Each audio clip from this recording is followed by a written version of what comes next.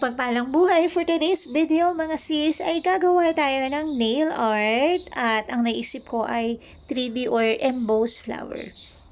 Gumamit lang ako ng Born Pretty na light pink. Yan, ilalagay muna natin siya bilang ating base. So, naglagay ako dito ng at least second coat para ma-achieve ko yung color na gusto ko.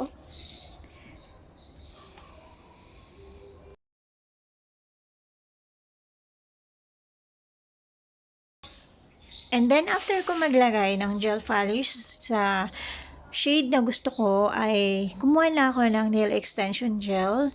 Actually, clear itong aking nakuha. Ang ginawa ko, nilagyan ko lang siya, nagmix ako ng gel polish na white. Sorry, hindi ko na-videohan kasi masyadong haba yung video natin.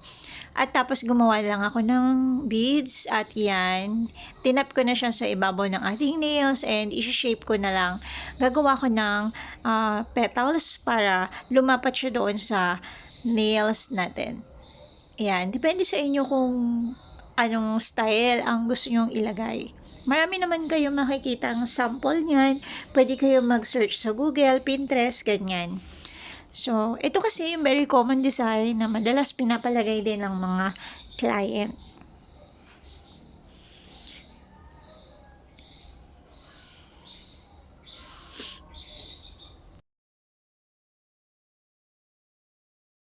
So, after kong mailagay yung tatlong maliliit na petals, gagawa naman ako ng medyo mas malaki para dito sa up and down petals para mas maganda yung outcome ng ating 3D flower.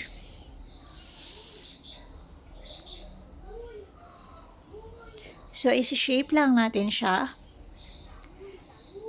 Yan, para medyo mas may dating ang ating flower. At ayan na yung result ng nailagay natin na gel extension.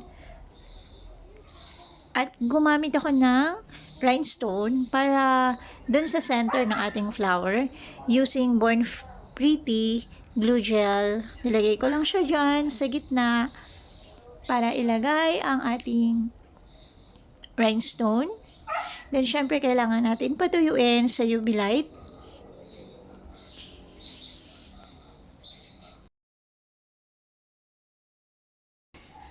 So, after malagay ang rhinestone, ay kumuha naman ako ng gold beads para ilagay sa palibot or sa core ng ating flower. Ito yung napili ko. Ilalagay ko lang siya dun sa palibot ng ating rhinestone para mas maging buhay na buhay ang ating flower. So, isa-isahin lang natin. And there you have it. Ito na po ang naging result. Please follow me for more videos. Sana po nagustuhan nyo. Huwag nyo kalimutan mag-like, mag-share at mag-follow sa aking page. God bless!